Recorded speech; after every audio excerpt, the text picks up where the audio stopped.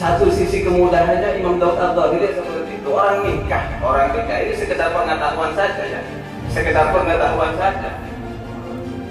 Orang nikah itu boleh tanpa wali, tanpa saksi ya boleh. Pas akad dan bulan kalau orang. Tapi ada tata caranya juga.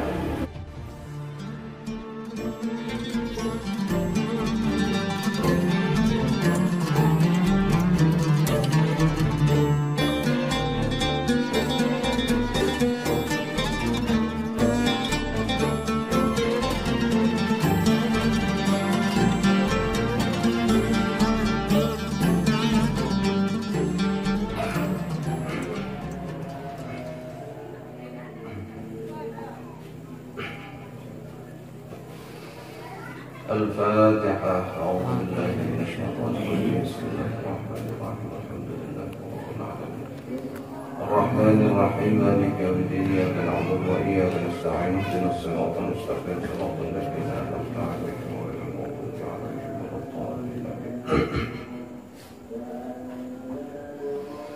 بسم الله الرحمن الرحيم الحمد لله رب العالمين وبه نستعين على أمور الدنيا والدين والصلاة والسلام على أشرف المرسلين سيدنا ونبينا محمد صلى الله عليه وسلم وعلى آله وصحبه أجمعين. سبحانك لا علم لنا إلا ما علمتنا إنك أنت العليم الحكيم. رب اشرح لي صدري ويسر لي أمري واحلل عقدة من لساني يفقهوا قولي. اللهم ارزقنا فهم النبيين وحفظ المرسلين وإلهام الملائكة المقربين. اللهم إنا نستودعك جميع ما حفظناه وما نحفظه من العلوم والمعارف حتى ترده علينا في وقت احتياج إليه. لا حول ولا قوة إلا بالله العلي العظيم. قال المصنف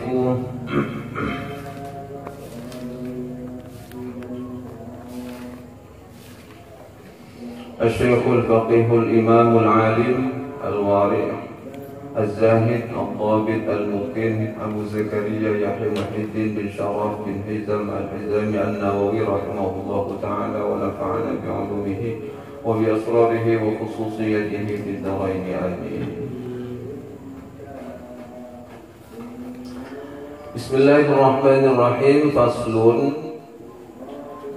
وينبغي له أن يرفق بمن يقرأ عليه. Ini sebuah pasal tentang ihsanul muallim.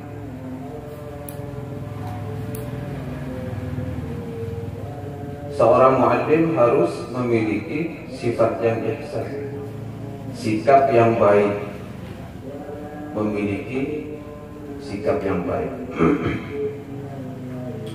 Wa yanbaghi, dan seharusnya lahu bagi muallim ayyarfuqa, senantiasa memiliki sikap kasih sayang. Rafiq artinya itu sikap kasih sayang. Memiliki sikap kasih sayang biman, terhadap orang yaqra'u, yang belajar alaihi, kepada muallim.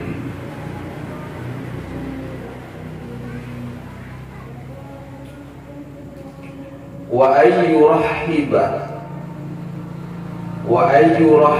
dan seorang muallim ayyurahiba harus senantiasa menyambut dengan gembira. Rahaba yurahib. Kalau bahasanya kan marhaban, selamat datang, dengan perasaan gembira. Jadi ayyurahiba, seorang muallim harus menyambut dengan perasaan suka bihi, kepada murid, kepada yaqra, kepada orang yang belajar. Wa yuhsina ilaihi, juga, dan juga seorang muallim yuhsina ilaihi harus berbuat baik, memperlakukan dengan baik ilaihi, kepada muta'allim, kepada orang yang belajar. Bihasabi halihi, sesuai dengan kondisinya muallim, artinya atau sesuai dengan keadaannya murid. Muallim sama, sesuai dengan kondisinya. Soalnya di cetakan lainnya ini bihasabi halihima, sesuai dengan kondisi keduanya. Maksudnya sesuai dengan kondisi seorang guru dan kondisi seorang murid. Jadi apa ya, standar lah, sesuai dengan kondisinya. Ya, tak berbuat baik banget, tak jengkel-jengkel banget, tak cuek-cuek banget.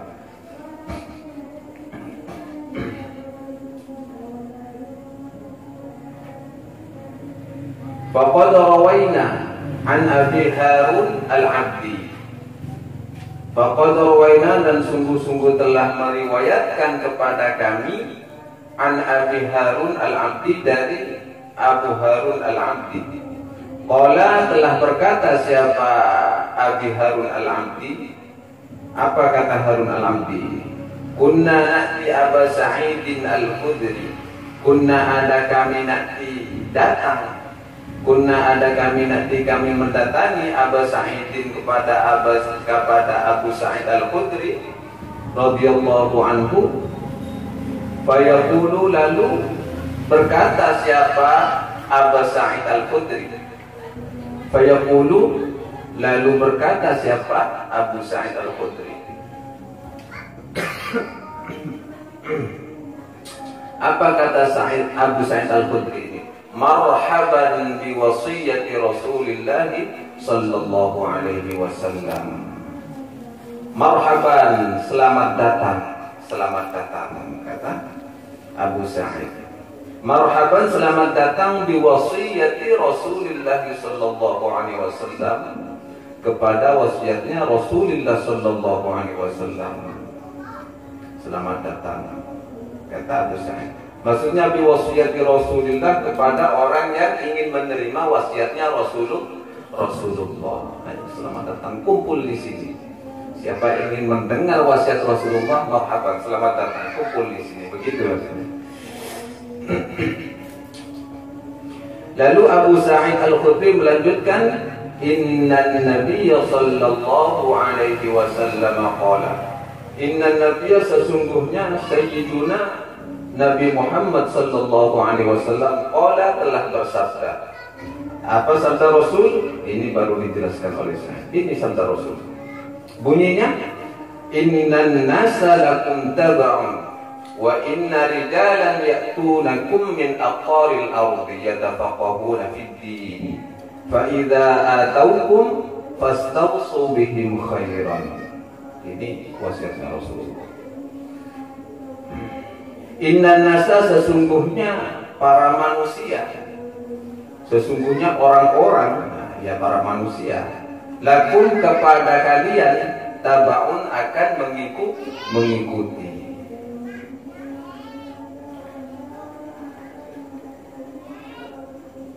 Jadi kata Rasul, kelak kalian akan banyak pengikut. Inna nasa lakum taba'an, sesungguhnya orang-orang, para manusia ini, lakum, kepada kalian ini, tabaun, akan mengikuti, akan menjadi pengikut orang-orang. Wa inna rijalan, dan sesungguhnya orang-orang, ya'tunakum, akan mendatangi kalian. Wa inna, dan sesungguhnya rijalan, orang-orang, ya'tuna, akan mendatangi mereka rijalan, kum, kepada kalian, min aqtaril ardi, dari penjuru bumi, dari penjuru dunia lah bahasanya sekarang. Kalian kelak ini akan banyak pengikut, dan orang-orang pun akan datang kepada kalian itu dari penjuru dunia. Tujuannya apa? Yatafaqahuna fiddin. Yatafaqahuna, mereka akan belajar fiddin, di dalam ilmu agama.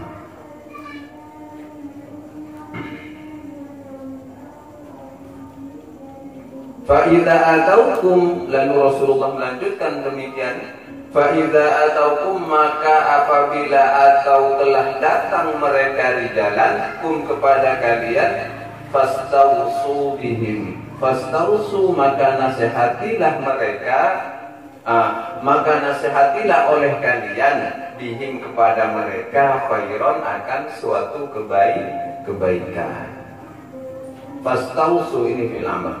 Fastausu maka nasihatilah oleh kalian bihim kepada mereka, artinya berilah mereka nasihat itu khairon dengan suatu kebaikan. Rawahu Tirmidzi wa Ibnu Majah wa ghairihima. Ini diriwayatkan oleh Imam At-Tirmidzi dan Imam Ibnu Majah wa ghairihima, dan juga imam-imam lain selain dari keduanya. Wa rawaina, dan juga telah meriwayatkan kepada kami nahwihi semacam hadis ini fi Musnadid Darimi, di dalam kitab musnadnya Imam Ad-Darimi. Namanya kitabnya itu Musnadid Darimi, kitab musnad yang dimiliki oleh Imam Ad-Darimi. An Abi Darda, dari Abi Darda radhiyallahu anhu, jalurnya dari Abi Darda.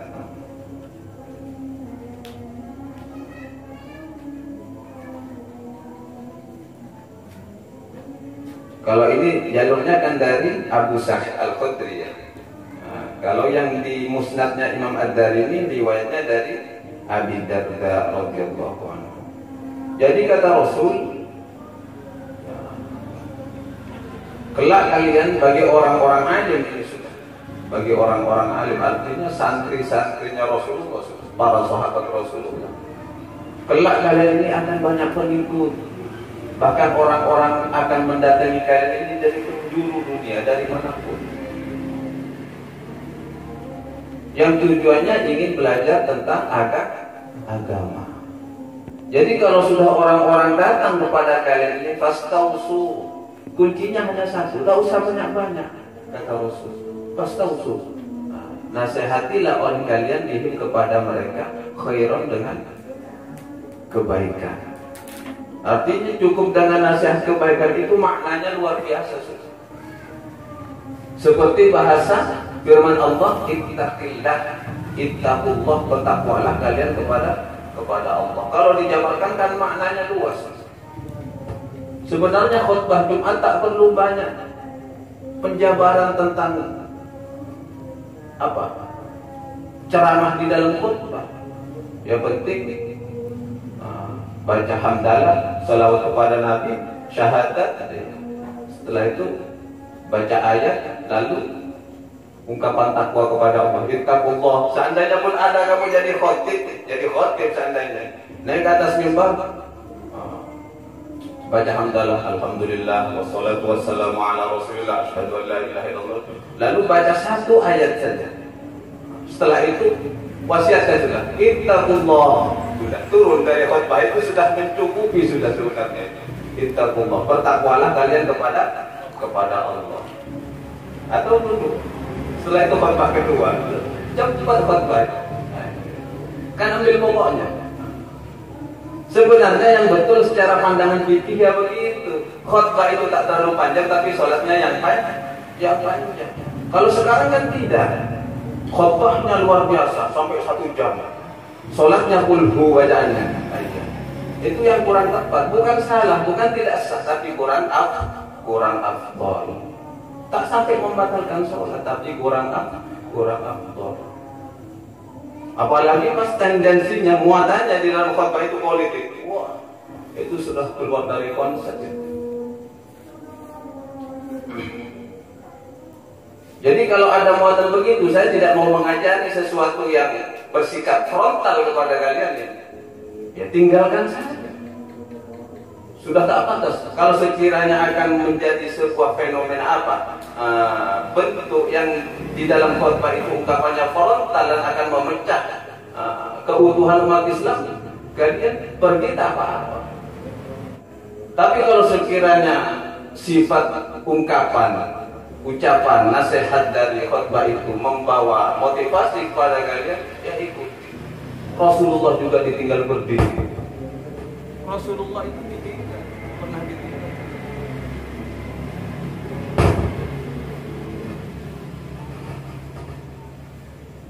Apa ayatnya itu? Ayatnya, wa idza ra'au tijaratan aulah wa nimfaddu ilaiha wa tarakuka qaima. Rasulullah waktu khutbah itu ditinggal berdiri sendiri. Wa idza ra'au tijaratan, tatkala orang-orang itu melihat tijaratan kepada apa? Perdagangan, kan dulu kan musim berdagang kan di Arab itu. Dari negeri Syam itu. Wa tarakuka qaima, sehingga mereka meninggalkan kamu berdiri sendiri saja. Kanjeng Nabi etina. Padahal isinya luar biasa. Yang penting intinya Kanjeng Nabi tak pernah tendensi muatan politik.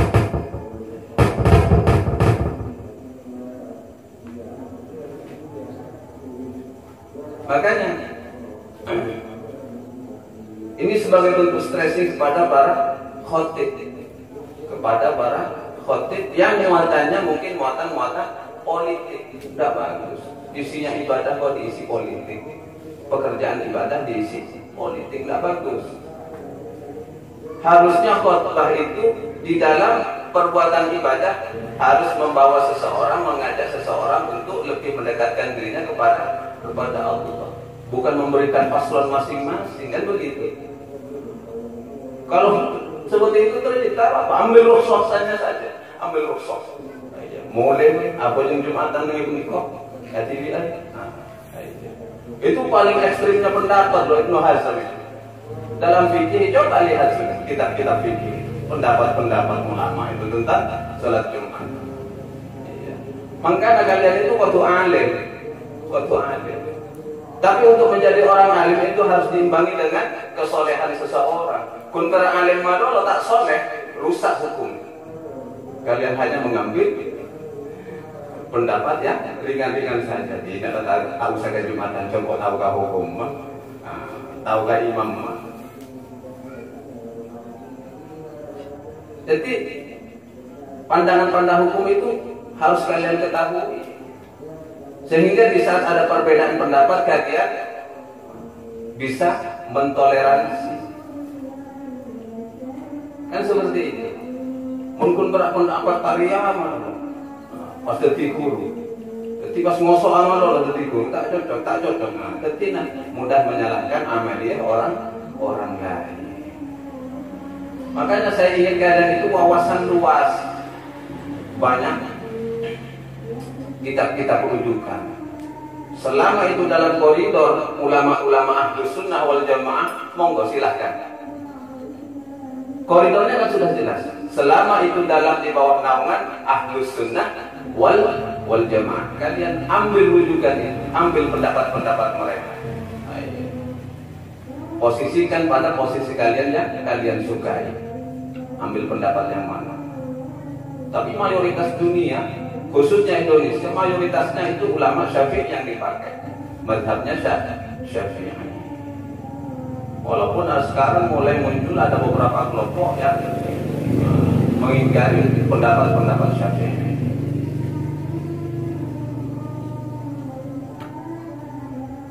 Dianggapnya taklid buta. Padahal Imam Syafi'i tak pernah mewajibkan beliau itu untuk mengikuti pendapatnya. Silahkan merujuk kepada pendapat yang lainnya, a'imah yang lainnya, imam-imam yang lainnya. Karena apa? Imam Syafi'i sendiri pernah berkata, mungkin pendapat saya benar, pendapat yang lainnya yang salah. Sebaliknya mungkin pendapat saya yang salah, tapi yang lainnya yang benar. Jadi tidak ada patokan kewajiban. Pas sekarang kan lihat tuh, diadu norok Kanjeng Nabi apa norok Imam Syafi'i, kan ngaruh. Jadi Imam Syafi'i tak norok Kanjeng Nabi, kan pandangan yang sempit. Jadi sesuatu yang luas, yang sudah dibuat luas oleh Allah sebagai rahmatan lil alamin, jangan dijadikan sempit oleh pemahaman-pemahaman yang seperti itu. Gila, kayak copek titik. Kalau memang paham konsep Islam itu adalah rahmatan lil alamin, maknanya itu luas. Apa rahmat? Bisa bersikap toleransi kepada orang lain. Nah, itu adalah sesuatu yang luas namanya. Tapi di saat kalian itu tak mau bertoleransi dengan pendapat orang lain, kalian menyempitkan sesuatu yang luas. Bagaimana agar tidak terjatuh kepada hal yang seperti itu? Ya, juga kalian harus banyak rujukan. karena kau tuh jadi orang alim. Tapi untuk menjadi alim yang sealim-alimnya, kau tuh diimbangi dengan jiwa yang soleh.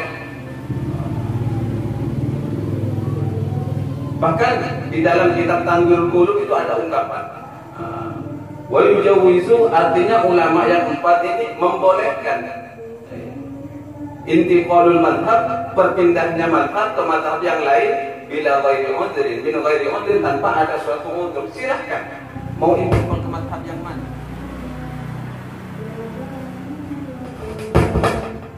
mau ambil madhab yang mana, silahkan sesuka Anda. Tapi ada penekanan dari keempat ini, illa madhab Daud al-Zahiri, kecuali selain daripada madhab Daud al-Zahiri. Ini bahaya. Tak perlu ikut madhabnya Imam Daud al-Zahiri. Hati-hati. Kalian cari di Google pun tidak ada, sudah ditutup itu penjelasan tentang madhab Daud al-Zahiri. Coba pas akabin bila waliyin wala syuhudin, agak repot. Contohnya seperti itu.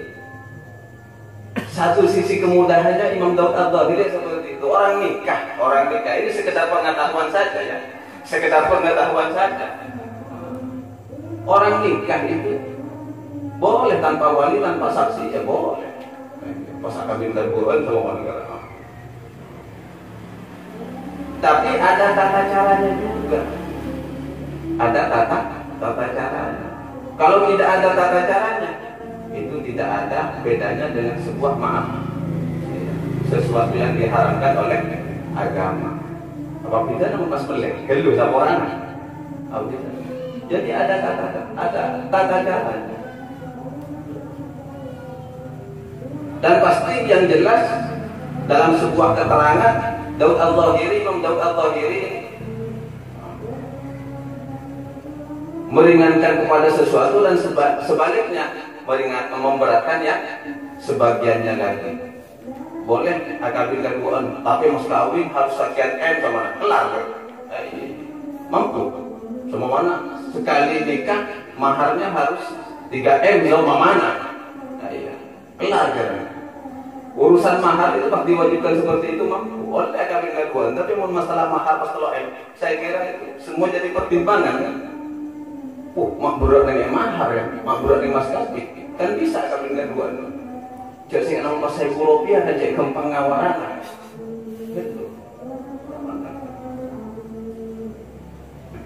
Jadi setiap hukum dari para mujtahid itu ada sisi keringanannya, juga ada sisi beratnya. Cuma yang moderat, yang tengah-tengah ini, yang tak berat juga tak terlalu enteng, ya Imam Syafi'i. Makanya mayoritas itu ulama pada mazhab Syafi'i. Bahkan berpuasa itu boleh sahur jam 8 Pak. Sebelum zuhur itu pendapatnya Imam Daud al-Zahiri boleh.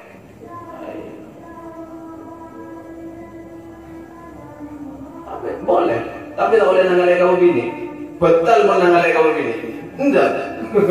Kan ada sisi ringannya, ada sisi beratnya. Kau turun mana tak boleh. Iya. Menurut kapal kuda, kacamata kuda, fokus ke depan, kalau lele-lelean mereka. Jadi harus banyak pandangan. Walaupun itu bukan untuk diimplementasikan apa-apa. Mungkin nanti suatu saat kalian ketemu dengan pendapat-pendapat seperti ini, di saat kalian sudah paham pendapat itu, oh iya itu ada pendapatnya. Bahkan ada sebuah cerita. Imam Daud al-Zahiri kok sampai seperti itunya gitu. Berijtihad tentang hukum pernikahan lah contohnya. Kok sampai kayaknya mengentengkan banget. Semua. Mungkin Imam Malik ya pakai wali walaupun tanpa saksi. Imam Abu Hanifah ya harus ada saksi walaupun tanpa ada wali. Kan begitu. Tapi Daud al-Zahiri ini kok ekstrim banget gitu. Sedangkan Imam Daud al-Zahiri ini pada kenyataannya adalah bagian dari santri Imam Syafi'i. Salah satu muridnya Imam Syafi'i, Imam Daud al-Zahiri. Tapi kok se-ekstrim itu kayaknya. Kalau dipahami oleh orang-orang yang radikal mungkin ya bahaya. Sehingga ada seorang ustadz, seorang guru yang sholat istikharah minta petunjuk kepada Allah, apa sih konsekuensi dari Imam Daud Al-Zahiri ini nanti. Nah, akhirnya beliau istikharah memohon petunjuk, apakah pendapat ini memang benar adanya. Istikharah seorang ustadz yang tak perlu disebutkan namanya. Akhirnya sholat istikharah. Nah, begitu sholat istikharah, Allah memberikan petunjuk melalui mimpinya. Si ustadz ini seakan-akan mimpi seolah-olah jatuh ke dalam sumur. Kok ke dalam sumur? Sumur itu begitu dalam. Begitu hampir sampai ke dasar sumur, ternyata itu tak jatuh ke dasarnya. Ternyata ada yang apa? Sinyangke, bahasa Indonesia apa? Ada yang nangkap. Ada yang nangkap. Dan sosok orang yang nangkap beliau ustadz ini adalah orangnya rapi, ganteng, yang jelas sosoknya tampangnya tampang ulama, pakai jubah, pakai imamah, pokoknya terpancar aura kealiman dari si sosok penangkap ini. Dan si ustadz tak kenal ini siapa, yang jelas dari tampangnya ini tampang ulama. Akhirnya terbangun si ustadznya. Begitu terbangun, bingung kan mau menafsir mimpi saya apa maksudnya. Kan itu unek-unek dirinya sendiri kepada Imam Daud Al-Zahiri. Dan itu tak pernah beliau ceritakan kepada siapapun. Yang mungkin karena ada unek-unek langsung istikharah minta petunjuk kepada Allah, akhirnya mimpinya seperti itu.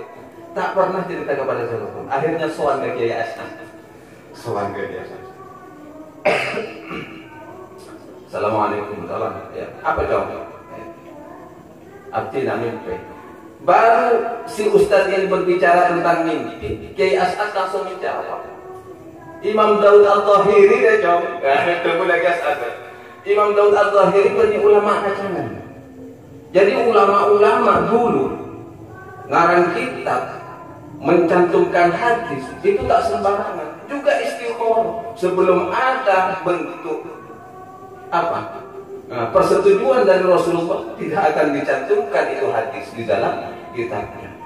Jadi rekomendasinya sudah rekomendasi Rasulullah. Berlibat sahabat. Dan setiap imam, setiap imam mujtahid itu memiliki hak bertanggung jawab di hadapan Allah. Di hadapan Allah. Ya Imam Daud Al-Zahiri yang ajar yakinnya. Kaget itu Ustaz. Wih, kok dijawab begini? Kok sesuai gitu dengan persitan hatinya bertanya-tanya tentang Imam Daud Al-Zahiri.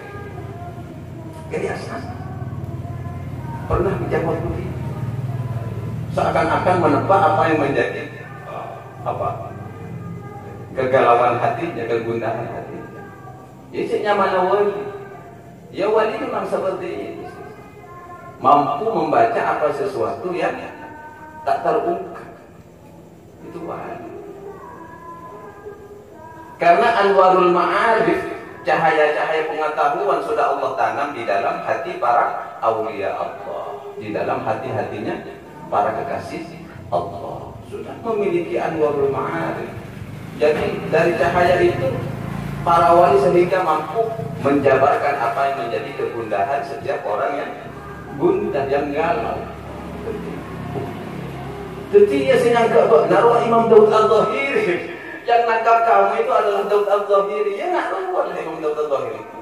Setiap apa yang menjadi ijtihadnya, beliau itu bertanggung jawab. Tapi kan di kitab-kitab kecil juga ada kiai kata Sipster. Itu apa ndak bahaya? Jadi kan bonus kayak orang yang bisa baca kitab. Itu bonus bagi orang yang bisa baca kitab. Kalau di Google coba aja, di Google paling mungkin cuma sejarahnya saja, tapi pemaparan hukumnya tak ada. Tapi kalau di kitab-kitab begini itu biasanya dicantumkan walaupun sedikit-sedikit. Imam Daud Al-Zahiri.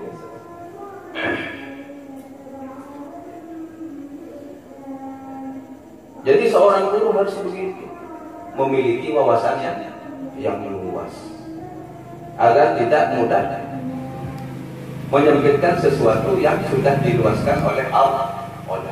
Aduh, ilmunya Allah itu luar biasa, sangat luas, tak bisa disempitkan oleh pemikiran kita. Aturan syariat sudah sedemikian luas, lalu tidak bisa disebutkan oleh pemahaman kita, oleh aturan-aturan kita. Betapa zalimnya orang yang sudah menyempitkan sesuatu yang seharusnya sudah diluaskan oleh Allah. Hanya gara-gara tak ketemu dalil ini dan itu, menyalahkan yang ketemu dalilnya. Oh, itu mungkin tak sahih. Bahasanya begitu. Oh, itu mungkin tak sahih. Harusnya kaji dulu. Ya, seperti pembahasan kita sebelumnya. Kaji dulu. Kaji. Cari dulu referensinya. Setelah itu kaji. Setelah dikaji sesuai kemampuan kalian mengkaji, baru kalian memberikan argumennya, memberikan alasan-alasan ataupun bantahan-bantahan.